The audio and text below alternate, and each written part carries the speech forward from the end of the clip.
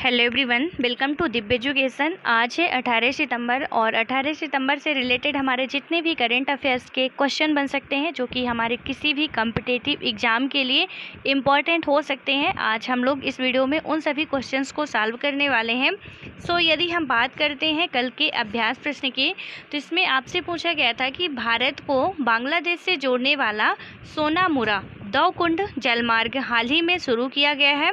यह जलमार्ग बांग्लादेश को किस भारतीय राज्य से जोड़ता है? तो इसमें पहला हमारा ऑप्शन था बिहार, और सेकंड में था त्रिपुरा, थर्ड में था असम और फोर्थ में था पश्चिम बंगाल। ठीक है, तो इसका राइट आंसर हमारा हो जाता है त्रिपुरा। उसके बाद हम व्याख्या की बात करें तो यहाँ पे बताया भी जा रहा है कि त्रिपुरा और बांग्लादेश को जोड़ने वाला सोनामुरा दौकुंड जलमार्ग जल्दी ही शुरू होगा। यह मार्ग पहली बार त्रिपुरा को बांग्लादेश के रास्ते में राष्ट्रीय जलमार्ग से जोड़ेगा। बांग्लादेश के दौकुंड में इस सेवा का प्रायोगिक परीक्षण शुरू हो गया है। यह दोनों तरफ से व्यापारियों और कारोबार से जुड़े लोगों को परिवहन का किफ़ायती की बात करें तो किफ़ायती और तीव्र, सुरक्षित और स्वच्छ माध्यम उपलब्ध कराएगा।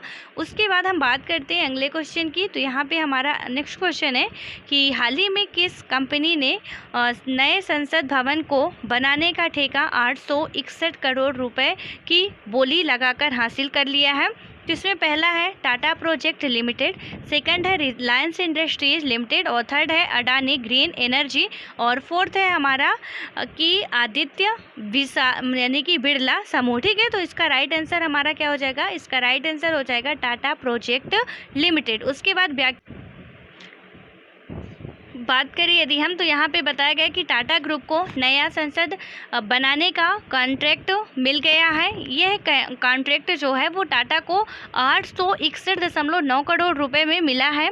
बता दें, ये राशि आपको याद रखनी है। ठीक है, और यहाँ पे आगे बताया जा रहा है कि संसद बनाने के लिए मिलने वाले ठेके की रेस 7 कंपनियों ने बोली लगाई थी। ठीक है, प्रोजेक्ट के 1 साल में पूरे होने की संभावना है और CPDCL के नए संसद भवन के निर्माण में 940 करोड़ रुपए की लागत आने का अनुमान जताया था। उसके बाद हम बात करें अगले क्वेश्चन की। यहाँ पे हमारा अगला क्वेश्चन है कि केंद्र सरकार ने बिहार के निम्न में से किस शहर में एम्स की स्थापना करने की घोषणा की है? पहला है सासाराम, सेकंड है दरभंगा और थर्ड है हमारा डेहरी ऑन सोन एंड फोर्थ है हमारा औरंगाबाद। तो इसका राइट आंसर हमारा क्या हो जाएगा? दरभंगा। ठीक है, उसके बाद व्याख्या की बात करें तो इसमें बताया जा रहा है कि केंद्रीय मंत्रिमंडल ने बिहार के दरभंगा में एक नए अखिल भारतीय आयुर्विज्ञान संस्थान यानी कि एम्स की स्थापना के प्रस्ताव को मंजूरी दे दी है। आधिकारिक बयान के अनुसार प्रधानमंत्री नरेंद्र मोदी की अध्यक्षता में हुई केंद्रीय कैबिनेट की बैठक में इस प्रस्ताव को मंजूरी दी गई है। बयान में कहा गया कि यह प्रधानमंत्री स्वास्थ्य सुरक्षा योजना यानी कि PMSSY के तहत इस संस्थान की स्थापना की जाएगी। इसके निर्माण पर कुल 1264 करोड़ रुपए की लागत आएगी और केंद्र द्वारा अनुमोदन की तारीख से 48 महीने की अवधि के भीतर नए एम्स के निर्माण कार्य पूरा होने की संभावना है। ठीक है, उसके बाद हम बात करें अगले क्वेश्चन की। यहाँ पे हमारा अगला क्वेश्चन है कि हाल ही में चीन से किस देश के राजदूत टेरी ब्रांस्टेड ने अपना पद से इस्तीफा दे दिया है? इसमें पहला है नेपाल, दूसरा है रूस, तीसरा है अमेरिका और चौथा है जापान। तो इसका राइट आंसर हमारा क्या हो जाएगा? अमेरिका। उसके बाद बात करें व्याख्या की। इसमें बता कि चीन ने क्या किया कि अमेरिका के राजदूत टेरी ब्रांस्टेड ने अपना पद से इस्तीफा दे दिया है। टेरी पिछले 3 साल से बीजिंग में थे। बताया जा रहा है कि टेरी नवंबर में होने वाले अमेरिकी राष्ट्रपति चुनाव से पहले स्वदेश लौट आएंगे और अमेरिकी राजदूत का यह इस्तीफा ऐसे समय पर होने जा रहा है जब दोनों ही देशों के बीच कई मोर्चों पर तनाव चरम पर है। ठीक है, उसके बाद हम बात करें अगले क्वेश्चन की, तो यहाँ पे हमारा नेक्स्ट क्वेश्चन है कि हाल ही में किस देश ने अपने सभी लोगों को मुफ्त कोरोना वैक्सीन देने की योजना जारी की है। सो इसमें फर्स्ट है नेपाल, सेकंड है बांग्लादेश, थर्ड है भारत और फोर्थ है हमारा अमेरिका। तो इसका राइट आंसर हमारा क्या हो जाएगा? अमेरिका। उसके बाद व्याख्या की अब बात करते हैं यदि, तो इसमें बताया भी जा रहा है कि अमेरिका ने क्या किया कि अपने सभी लोगों को मुफ्त कोरोना वैक्सीन देने की योजना जारी की है।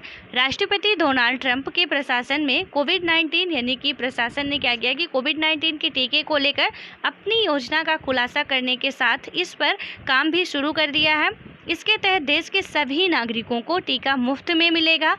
वैक्सीन के वितरण में पेंटागन भी सक्रिय रूप से शामिल होगा और नागरिक स्वास्थ्य कर्मी ही वैक्सीन का टीका लगाएंगे। उसके बाद आता है हमारा नेक्स्ट क्वेश्चन और इसमें बात की जा रही है कि निम्न में से किस देश ने संयुक्त अरब अमीरात यानी कि यूएई और बहरीन के साथ राजनयिक संबंधों को सामान्य बनाने वाले अब्राहम एकॉर्ड समझौतों पर हस्ताक्षर किए हैं।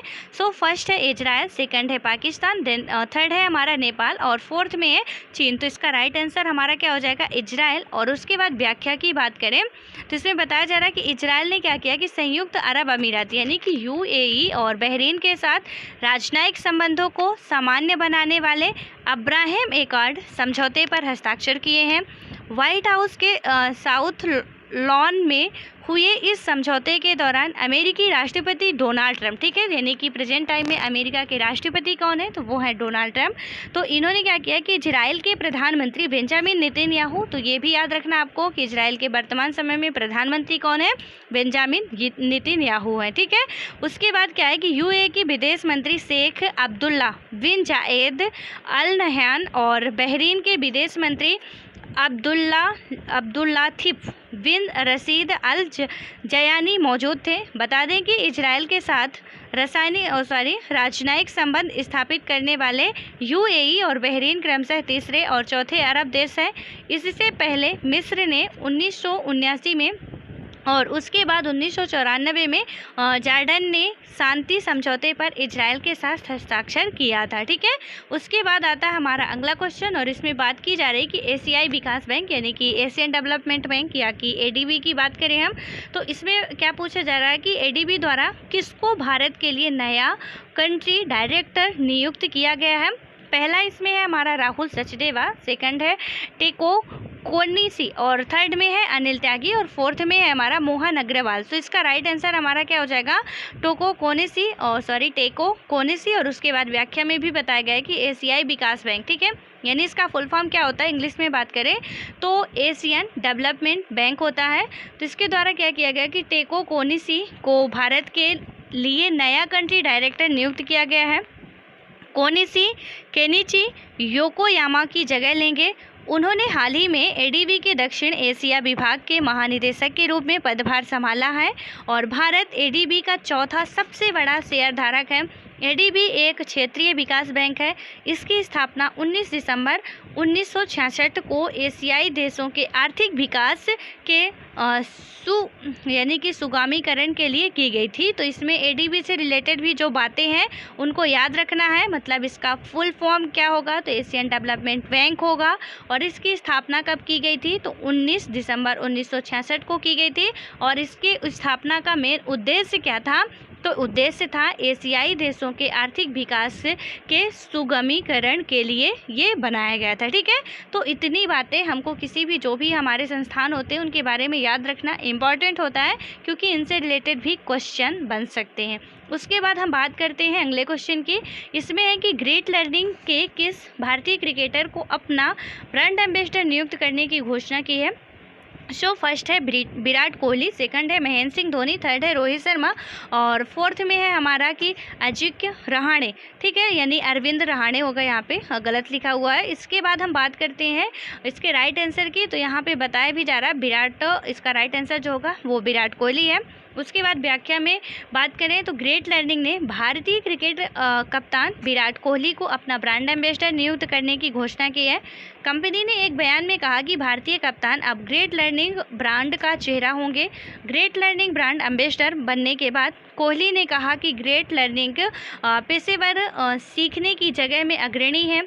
और उसके बाद हम बात करें तो इसने उच्च गुणवत्ता वाली शिक्षा और कैरियर रूपांतरण देने के लिए एक प्रतिष्ठा का निर्माण किया है। आता है अब हमारा अगला क्वेश्चन और इसमें बात की जा रही है कि केंद्र सरकार ने जम्मू कश्मीर के छात्रों के लिए प्रगति और सक्षम छात्रवृत्ति योजना के तहत छात्रवृत्ति राशि 5,000 से बढ़ाकर कितने हज़ार रुपये प्रतिवर्ष कर दी है। सो फर्स्ट है हमारा 15,000 और सेकंड है हमारा 20,000, थर्ड में है 50,000 और फोर्थ में है 30,000। ठीक है, तो इसका राइट आंसर हमारा हो जाएगा 50,000। उसके बाद हम बात करें व्याख्या की, तो यहाँ पे बताया जा रहा है कि सेंट्रल गवर्नमेंट ने क्या किया कि जम्मू कश्मीर के छात्रों के लिए जो प्रगति और सक्षम छात्रवृत्ति योजना के तहत, मतलब कि ये दो योजनाएं चलाई जाती थी जम्मू कश्मीर के छात्रों के लिए। कौन सी थी? एक प्रगति थी और एक सक्षम थी। ठीक है, दोनों ही छात्रवृत्ति योजनाएं थी और इसके तहत क्या होता था कि बच्चों को छात्रवृत्ति राशि 5,000 से, मतलब 5,000 पहले मिलती थी, अब उसको बढ़ा के कितना कर दिया गया है, तो 50,000 रुपये प्रतिवर्ष कर दिया गया है। प्रगति योजना के तहत जम्मू कश्मीर की सभी लड़कियों के परिवारों जिनकी वार्षिक आय 8,000 से कम है इस छात्रवृत्ति योजना के लिए पात्र होंगी। सक्षम योजना के तहत सभी विशेष रूप से 40% विकलांग वाले छात्र को डिग्री या डिप्लोमा स्तर पर तकनीकी शिक्षा ले रहे हैं जिनके परिवार की वार्षिक आय 8 लाख से कम है इस छात्रवृत्ति योजना के लिए पात्र होंगे। ठीक है, उसके बाद आता है हमारा नेक्स्ट क्वेश्चन और इसमें बात की जा रही है कि अंतर्राष्ट्रीय लोकतंत्र दिवस यानी कि इंटरनेशनल डे ऑफ डेमोक्रेसी निम्न में से किस दिन मनाया जाता है। तो यहाँ पे पहला है 10 मार्च, दूसरा है 12 जुलाई, तीसरा है हमारा 18 अगस्त और चौथा है 15 सितंबर। तो इसका राइट आंसर हो जाएगा 15 सितंबर। उसके बाद व्याख्या की बात करें तो बताया भी जा रहा है कि प्रत्येक वर्ष होता क्या है कि 15 सितंबर को विश्व भर में अंतर्राष्ट्रीय लोकतंत्र दिवस के रूप में मनाया जाता है। ये दिवस आम जनमानस को विश्व भर में लोकतंत्र की स्थिति की समीक्षा करने का अवसर प्रदान करता है। यह दिवस वर्ष 2007 में संयुक्त राष्ट्र महासभा द्वारा पारित एक प्रस्ताव के माध्यम से विभिन्न देशों की सरकारों को अपने देश के लोकतंत्र को मजबूत करने यानी कि मजबूत और समेकित करने के लिए प्रोत्साहित करने हेतु स्थापित किया गया था। इसके पश्चात साल 2008 में पहली बार अंतर्राष्ट्रीय लोकतंत्र दिवस मनाया गया था। ठीक है, उसके बाद आता है हमारा नेक्स्ट क्वेश्चन और इसमें बात की जा रही है कि भारत सरकार सार्वजनिक क्षेत्र के बैंकों में कितने करोड़ रुपए का निवेश करेगी। इसमें पहला है 20,000 करोड़ रुपए, दूसरा है 30,000 करोड़ रुपए, तीसरा है हमारा 40,000 करोड़ रुपए और चौथा है 50,000 करोड़ रुपए। तो इसका राइट आंसर हमारा हो जाएगा 20,000 करोड़ रुपए। उसके बाद आते हैं व्याख्या में, तो इसमें बताया जा रहा है कि सेंट्रल गवर्नमेंट सार्वजनिक क्षेत्र के बैंकों में 20,000 करोड़ रुपए का निवेश करेगी। सरकार ने प्रधानमंत्री मुद्रा योजना, ठीक है, यानी कि PMM यानी कि बात करें तो PM मनी योजना के तहत क्या किया गया कि प्रदान किए जाने वाले शिशु ऋणों के त्वरित पुनर्भुगतान पर 2% की ब्याज आर्थिक सहायता हेतु लघु उद्योग विकास बैंक के लिए 1,232 करोड़ रुपए की सब्सिडी भी मांगी है और IDBI बैंक ने अनुदानों की अनुपूरक मांगों के माध्यम से 4,557 करोड़ रुपए की अतिरिक्त पूंजी भी प्राप्त की है। ठीक है, उसके बाद आता है हमारा अगला क्वेश्चन और इसमें बात की जा रही है कि हाल ही में संपन्न हुए समुद्री अभ्यास यानी कि इंदिरा नेवी में भारत के साथ हिस्सा लिया था। तो इसमें पहला स्टेटमेंट है हमारा रूस, दूसरा है जापान, तीसरा है चीन और इसमें हमको बताना है कि मतलब ये इनमें से कौन कौन इसमें शामिल थे जो इंदिरा अभ्यास था। इसमें पहला केवल 1, दूसरा केवल 2, तीसरा 1 और 3, चौथा हमारा 1, 2 और 3। सो ये क्वेश्चन हम लोग पहले भी सॉल्व कर चुके हैं।